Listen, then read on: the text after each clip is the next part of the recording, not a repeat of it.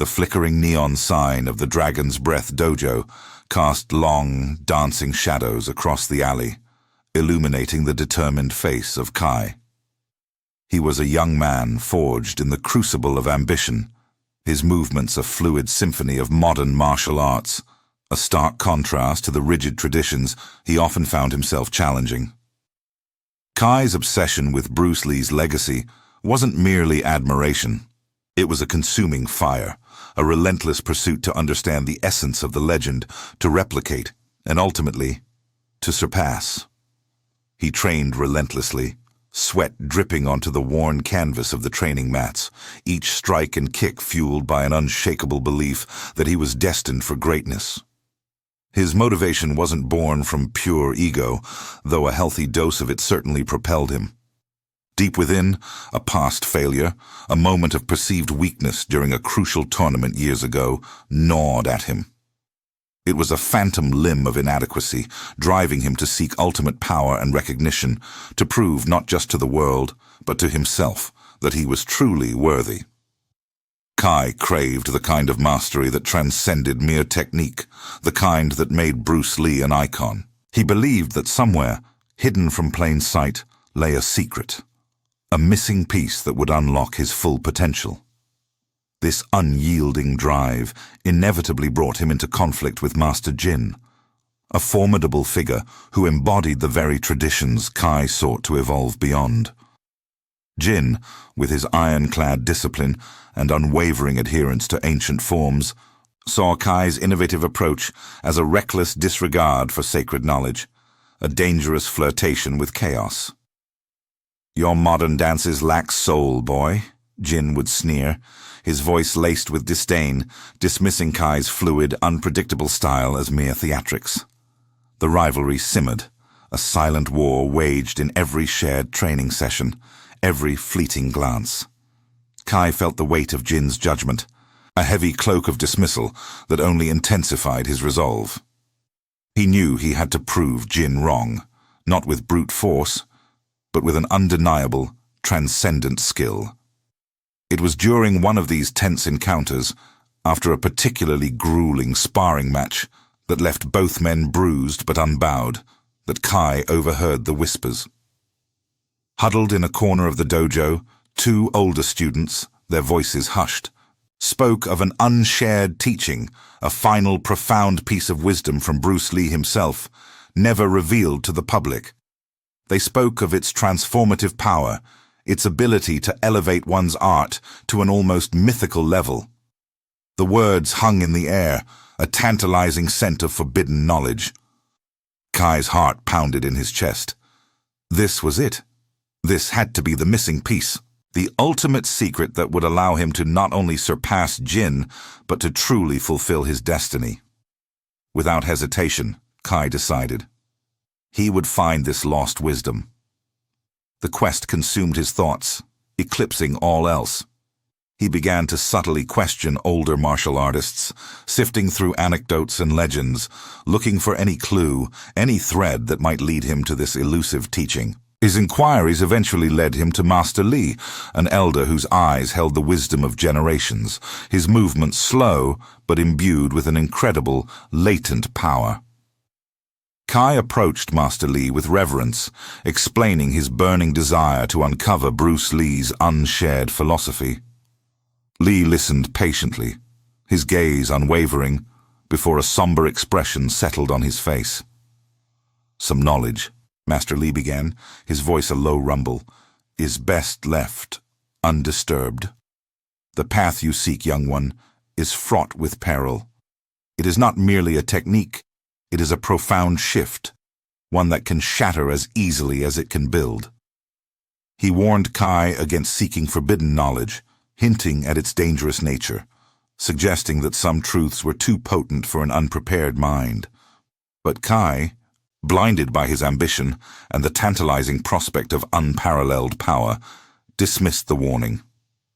He thanked Master Lee, but his mind was already racing, the elder's words merely a fleeting obstacle in his grand pursuit.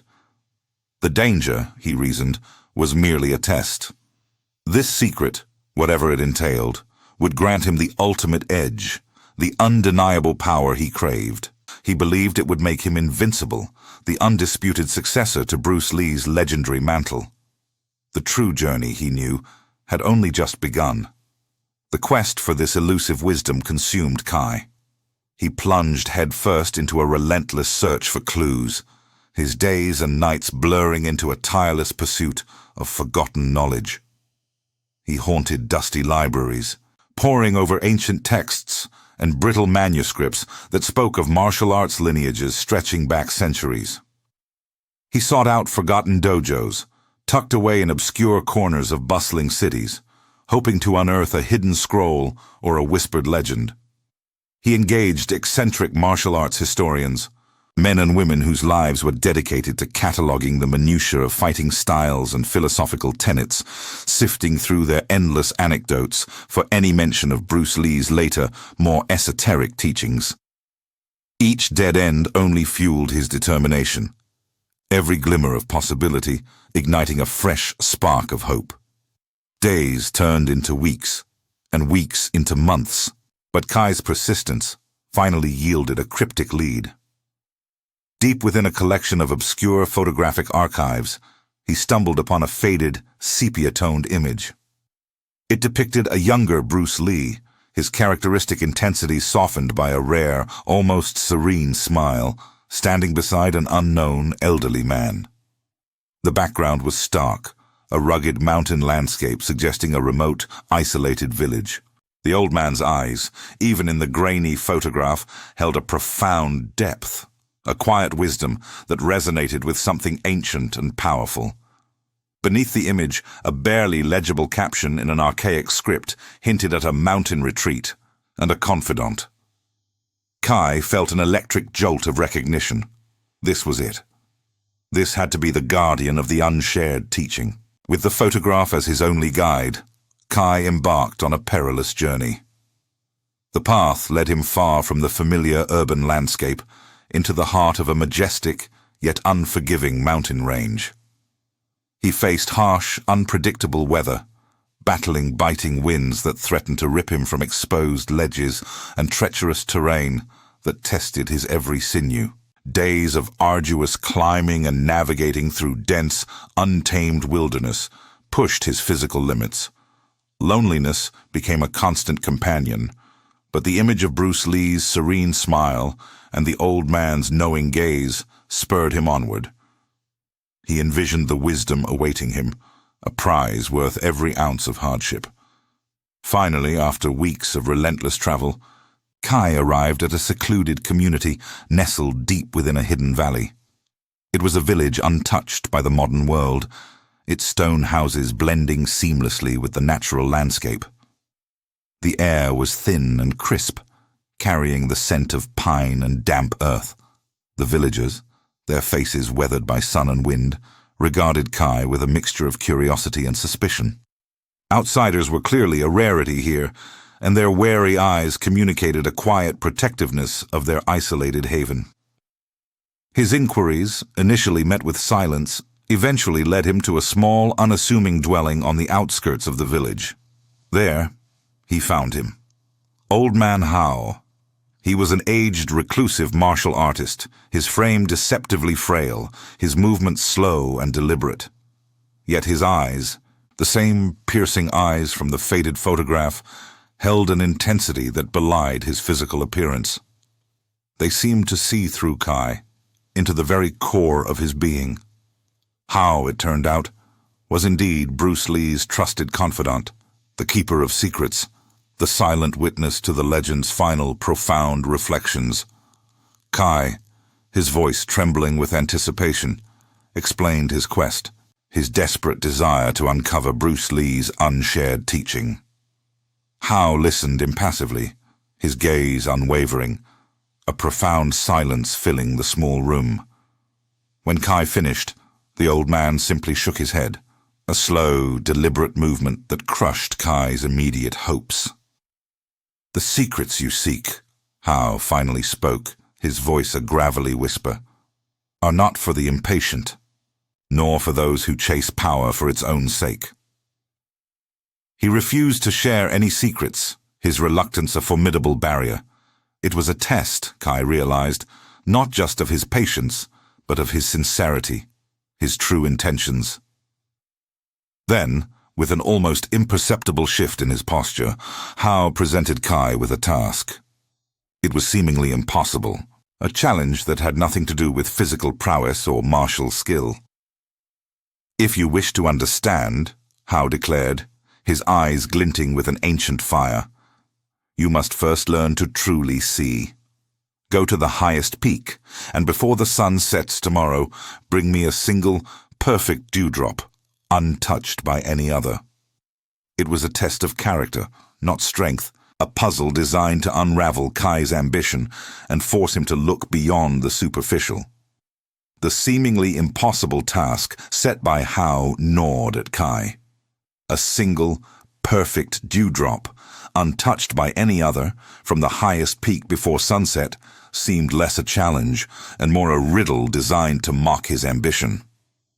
Yet he embarked on it, driven by a stubborn hope that this was the gateway. He spent the entire day on the frigid mountain, his eyes scanning every leaf, every blade of grass.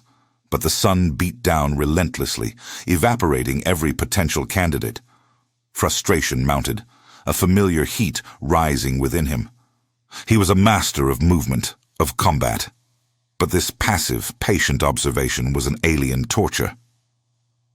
As dusk approached, defeated, Kai returned to Hao, empty-handed. Hao, observing Kai's deflated posture, offered a faint, knowing smile. "You sought it with your eyes, young one," he murmured. "But true vision comes from within." The next morning, instead of another impossible quest, Hao led Kai to a secluded clearing beside a murmuring stream. "Your first trial," Hao announced, his voice soft yet firm, "is to master stillness, sit, breathe, and simply be." He instructed Kai in a meditative practice, seemingly simple, yet profoundly difficult for a man whose life revolved around constant motion and external achievement. Kai, accustomed to the explosive power of a punch or the swift grace of a kick, found the quiet agony of meditation infuriating. His mind, a battlefield of ambitions and anxieties, refused to settle. He fidgeted, his muscles twitched, and 1,000 thoughts raced through his head, each one a distraction from the present moment. He questioned Hao's methods, his youthful impatience bubbling to the surface. What did this have to do with Bruce Lee's ultimate secret? Where was the power, the technique, the unshared wisdom he had journeyed so far to find? This felt like a tedious waste of time, a deliberate attempt to break his spirit rather than sharpen it. Yet day after day, Hao insisted. Kai would sit, and slowly, painstakingly, moments of quiet began to pierce the mental din. In these fleeting instances of stillness, something unexpected happened. Fragmented visions, like half-forgotten dreams, began to surface. He saw himself as a young boy, small and vulnerable, yearning for recognition. He saw the sting of a past defeat, the mocking laughter of rivals, and the gnawing fear of inadequacy that had fueled his relentless pursuit of greatness. These were not memories he consciously recalled, but raw, unfiltered emotions, revealing the true source of his ambition, a deep-seated insecurity he had buried beneath layers of pride and physical prowess. The realization was a shock, a cold splash of truth in the fiery furnace of his ego. Hao, sensing Kai's internal turmoil, would offer subtle, philosophical advice. "The greatest battles are fought within," he'd say, his voice a gentle current. "True strength is not measured by how many you can defeat, but by how much you can conquer of yourself." He wasn't pushing Kai to look outward for power, but inward for understanding. Then came the second trial, a task that further perplexed Kai. Hao assigned him to assist the villagers with their daily chores. He was to help mend fences, carry water, tend to the sick, and listen to their stories.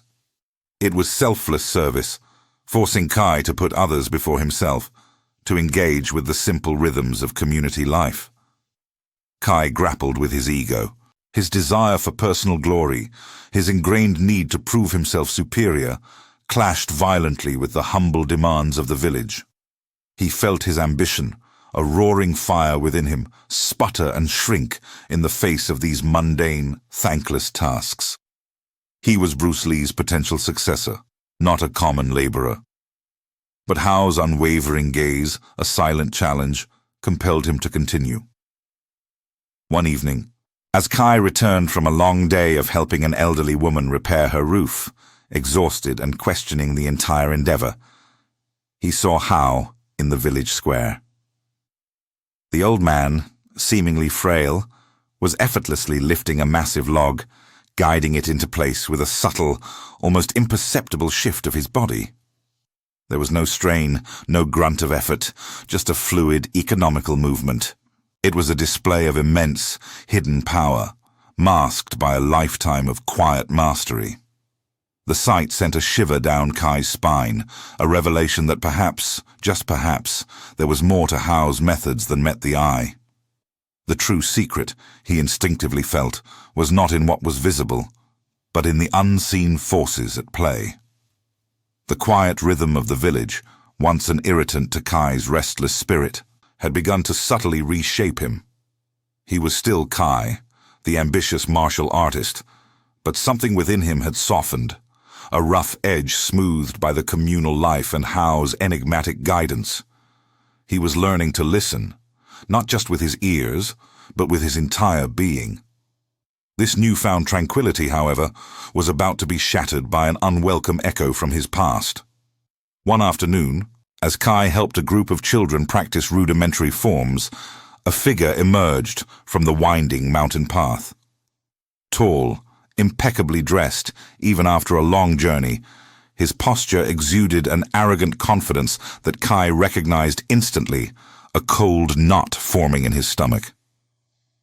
It was Master Jin, his formidable rival, his face a mask of calculated cordiality. Jin's presence here, in this secluded haven, was an immediate red flag. How had he found this place? The question hung heavy in the air, unspoken. Jin, with an almost theatrical bow, approached Hao, feigning an exaggerated respect that did not sit well with Kai. "Master Hao," Jin began, his voice smooth as polished stone. "I have heard tales of your wisdom, a beacon in these forgotten mountains. I, too, seek enlightenment, a deeper understanding of the martial path, much like this young man here," he said, gesturing dismissively towards Kai. His words were laced with an undercurrent of insincerity, a practiced charm that Kai had seen many times before. Jin was attempting to extract the secret teachings for himself, believing them to be a tangible treasure, a technique to be learned and wielded. Kai instinctively distrusted Jin. The memory of their past rivalry, the sting of Jin's condescension, flared within him. He saw through the veneer of reverence, sensing the predatory glint in Jin's eyes. Jin wasn't seeking wisdom. He was seeking power, a shortcut to dominance, just as Kai himself had once been. But now, after weeks of introspection and selfless service, Kai saw the hollowness of that pursuit. The confrontation was subtle, a dance of veiled intentions. Jin, with practiced ease, began to subtly try and turn Hao against Kai. "This young man, Kai," Jin remarked, a false note of concern in his tone, "is known for his impetuousness, his relentless ambition. Perhaps he misunderstands the true nature of your teachings, seeking only personal glory." He was sowing seeds of doubt, attempting to diminish Kai's progress in Hao's eyes, to present himself as the more worthy recipient of the secret. Hao, with eyes that seemed to have seen centuries unfold, observed the exchange with an unreadable expression. He saw through Jin's thinly veiled facade, recognizing the familiar patterns of ego and greed. Yet he allowed the situation to unfold, a silent observer, watching Kai's reaction. This, too, was a test, a crucial part of Kai's journey. It was then, in the tension of Jin's insidious machinations, that Hao began to subtly reveal the true nature of Bruce Lee's final advice. It wasn't a technique, a hidden move, or a forgotten form. It was a philosophy, a way of being. Hao spoke of interconnectedness, of finding strength not in isolation, but in harmony with the world. He spoke of adapting, not just to an opponent, but to life's unpredictable currents. The true master, Hao murmured, his gaze falling upon Kai, is not one who defeats others, but one who masters himself, and in doing so, finds peace. He spoke not of fighting, but of flowing, of emptying one's mind, of being like water.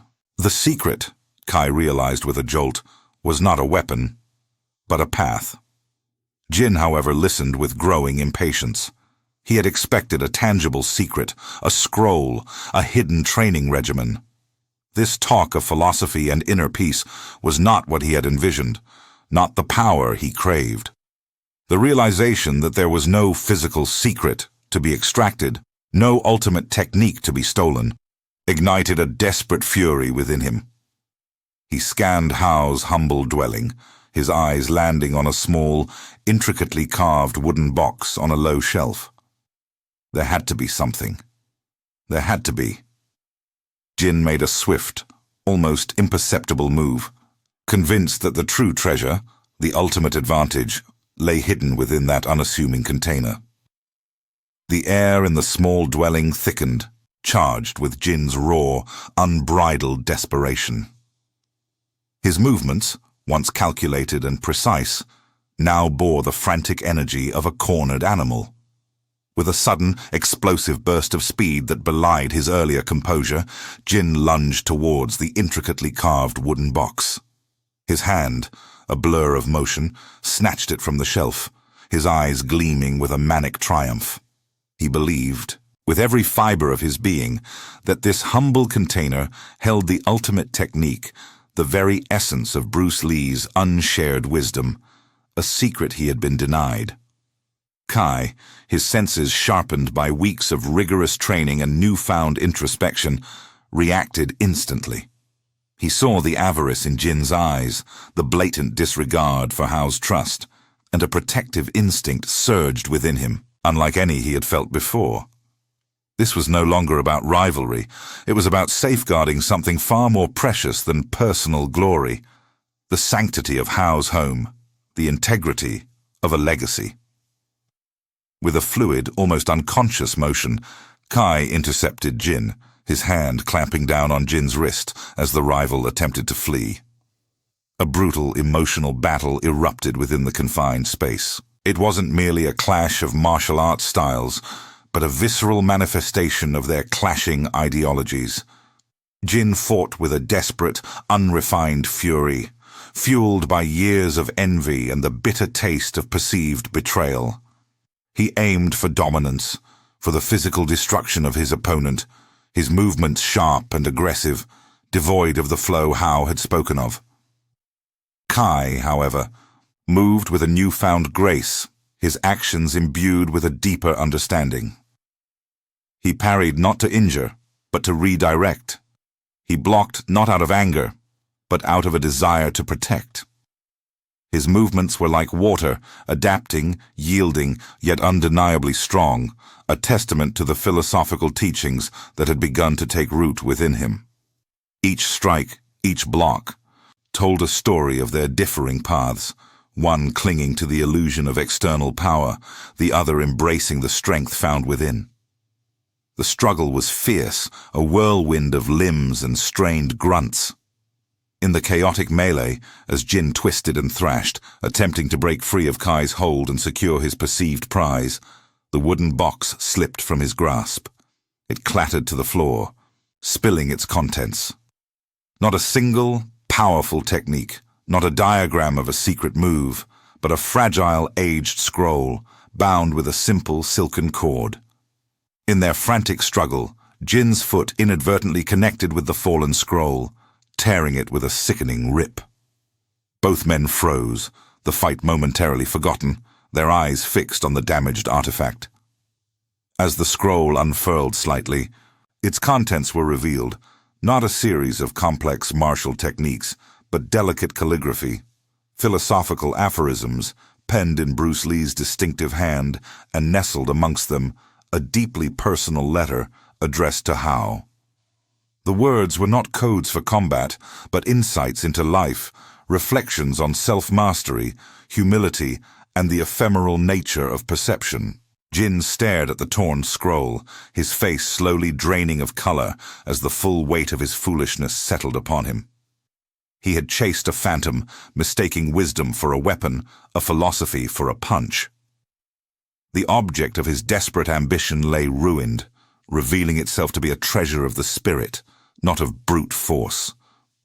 Despair, raw and profound, washed over him, a cold realization that his relentless pursuit of external power had led only to destruction and emptiness. He had been chasing an empty promise, his ambition a blind guide. Hao, who had watched the entire scene unfold with a quiet, sorrowful dignity, knelt slowly, his trembling fingers reaching for the damaged scroll. His eyes, usually so piercing, were now clouded with a deep sadness. The scroll was more than just paper. It was a living memory, a tangible piece of his dear friend's soul, a sacred trust. The damage inflicted upon it was a wound to his own heart, a desecration of a precious legacy. He had guarded this not as a secret to be wielded, but as a testament to a profound friendship and a timeless wisdom. As Hao's gaze fell upon the fragmented letter, a particular passage, now half obscured by the tear, seemed to call to him. It was a cryptic line, a series of words that, even after all these years, had eluded his complete understanding.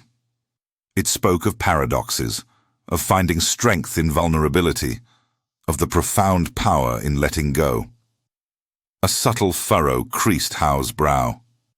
The meaning of this specific fragment had always remained just out of his reach. The fragmented letter, lying in tatters on the dusty floor, became Kai's singular focus. The physical battle had ceased, but a deeper, more profound struggle had begun within him. He knelt beside Hao, his gaze tracing the delicate, almost ethereal strokes of Bruce Lee's handwriting. The tear that marred the scroll had, paradoxically, created a new kind of clarity.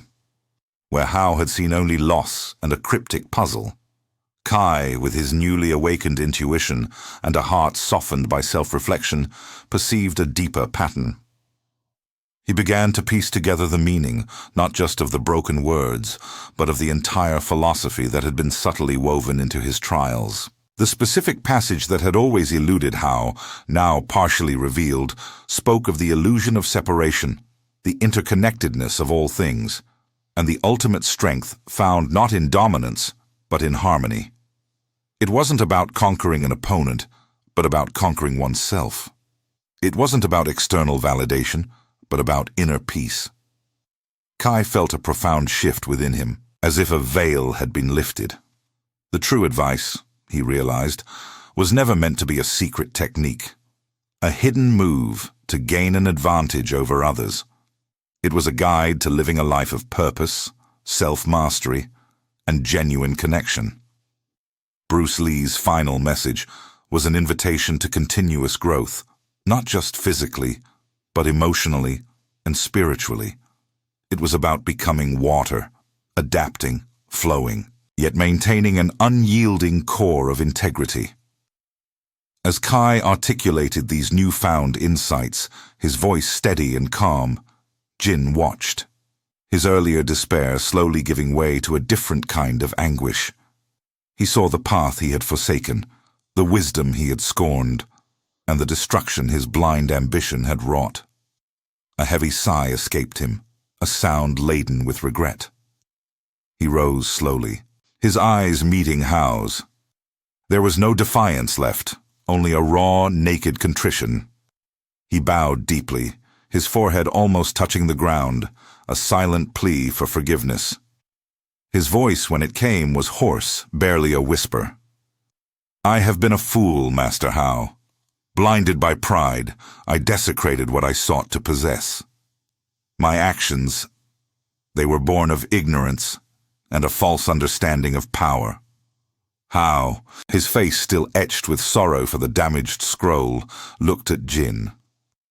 The philosophy he had guarded for so long wasn't just about understanding. It was about living. And living meant forgiveness, redemption, and the possibility of a new beginning. He extended a hand, a gesture of profound grace.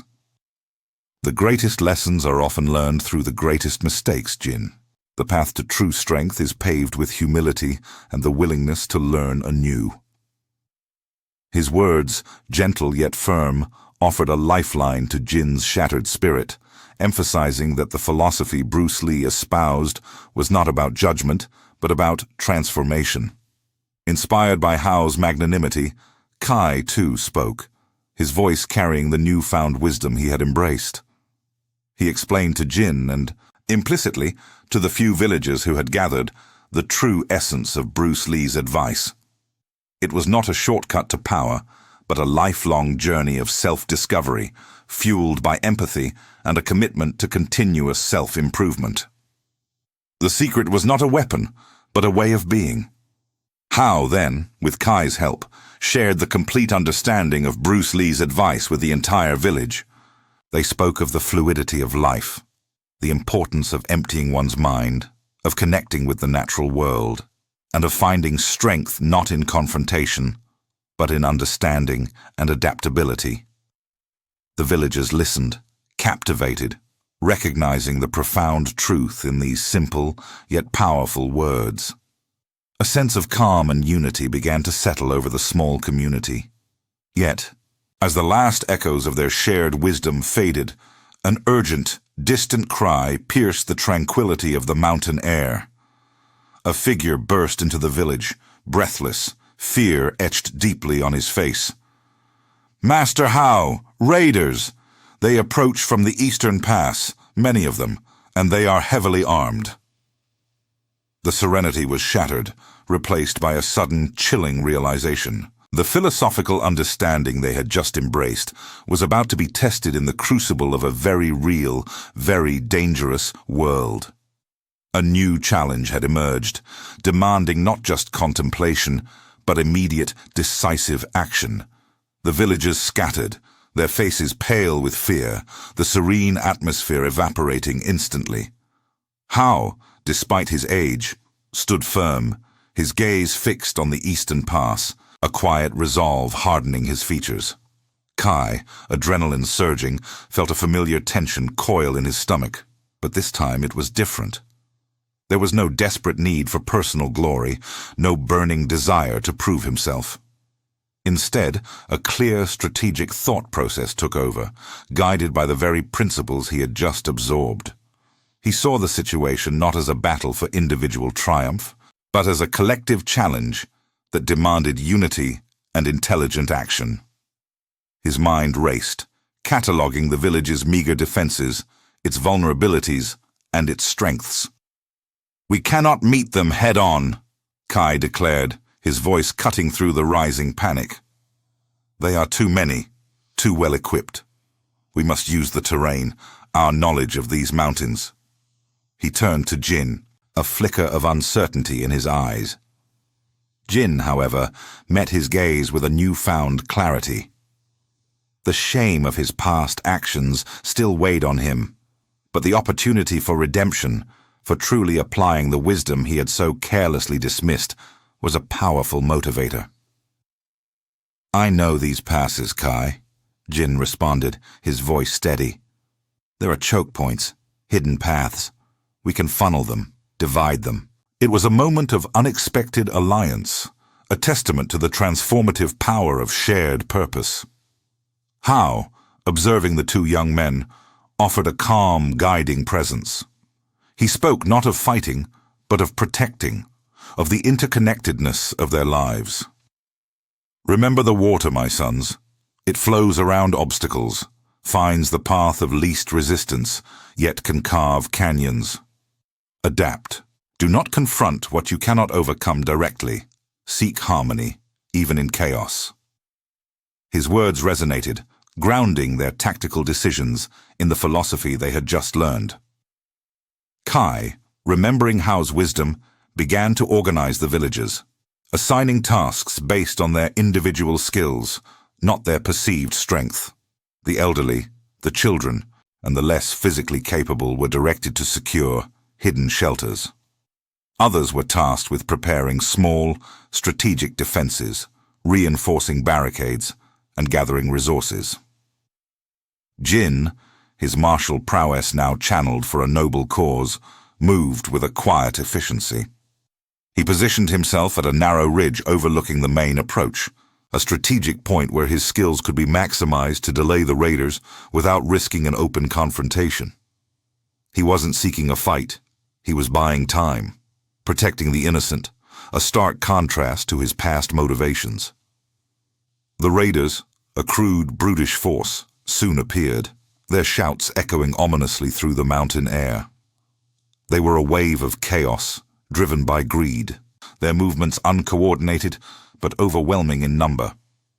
As they pressed forward, Jin, utilizing the terrain to his advantage, became a phantom in the rocks, a blur of defensive maneuvers, diverting their advance, creating confusion without engaging in a full-scale battle. He was a shepherd, not a wolf, guiding the destructive force away from the flock. Meanwhile, Kai, coordinating from the village, directed the flow of information, his mind a whirlwind of strategy.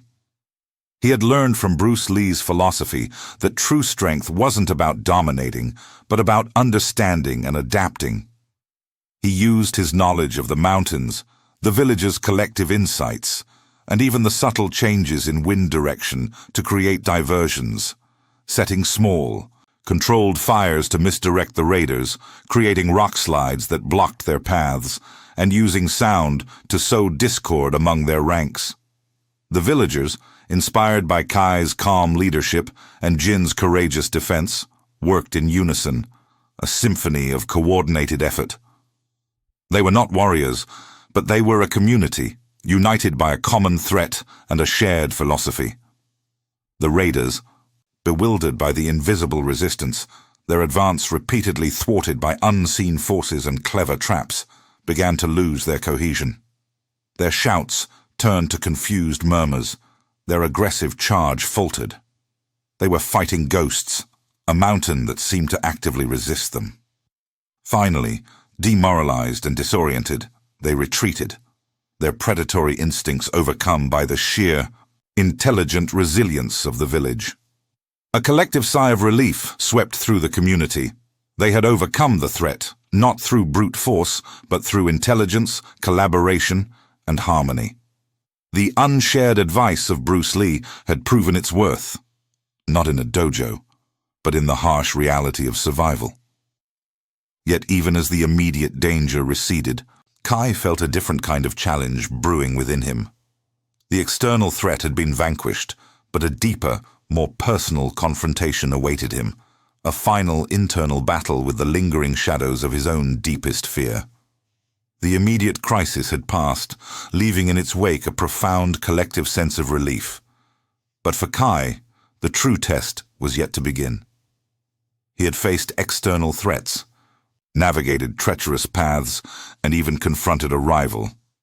But now, alone in the quiet aftermath, he had to confront the most formidable adversary of all, himself. He returned to his former life, not with a triumphant swagger, but with a quiet humility. The dojo, once a stage for his ambition, became a sanctuary for growth. He no longer sought external validation or the roar of the crowd. His pursuit was now an internal one, a continuous refinement of his spirit, a deeper understanding of the principles Bruce Lee had championed. Kai became a teacher, but his lessons transcended mere physical techniques. His students learned not only how to block and strike, but also how to listen, how to adapt, how to find balance not just in their stances, but in their lives. He spoke of the fluid nature of water, of the strength in yielding, of the importance of self-knowledge over brute force. His teachings were infused with the wisdom of how and the philosophical depths of Bruce Lee's unshared advice. He taught them that true mastery wasn't about defeating an opponent, but about mastering oneself, about cultivating inner peace, and about finding strength in empathy and connection. His dojo became a place where young men and women discovered their own potential, not just as martial artists, but as individuals. Meanwhile, Jin, humbled and transformed, embarked on his own path of redemption. He had found solace not in the pursuit of power, but in service. He traveled to remote villages, offering his formidable skills to protect those who couldn't protect themselves.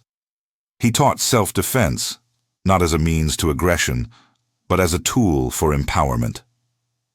His past mistakes fueled his dedication, and each act of kindness, each life he touched, chipped away at the burden of his former ego. He became a silent guardian, a testament to the transformative power of forgiveness and the possibility of a second chance. The unshared advice of Bruce Lee, once a coveted secret, now flowed through both Kai and Jin, impacting countless lives, a ripple effect of wisdom spreading far beyond the isolated mountain village. From his perch in the mountains, Old Man Hao watched them both. His eyes, though aged, held a spark of knowing contentment. He saw his own legacy, intertwined with Bruce Lee's, living on through these two young men who had once been consumed by ambition. He knew that the true power lay not in hidden techniques or secret scrolls, but in the open heart, the disciplined mind, and the compassionate spirit. The scroll, now carefully mended, rested on his small altar, its philosophical aphorisms a constant reminder that the journey was the destination, and wisdom was a continuous unfolding. The final message, the core of Bruce Lee's final advice, resonated through Kai's teachings and Jin's actions. True power lies not in physical prowess, but in the mastery of oneself and the compassion for others. It was a call to action, not for battle, but for introspection. It invited every individual to reflect on their own journey of self-discovery, to seek their own truth, and to understand that the pursuit of wisdom was not a solitary quest, but a shared human experience. The legend of Bruce Lee, once confined to his unmatched physical feats, now embraced the profound depth of his philosophical legacy, a timeless beacon for all who sought to truly live. The silence that followed the raiders' retreat was not an end, but a beginning, a quiet testament to a legacy that would continue to inspire, not through might, but through meaning.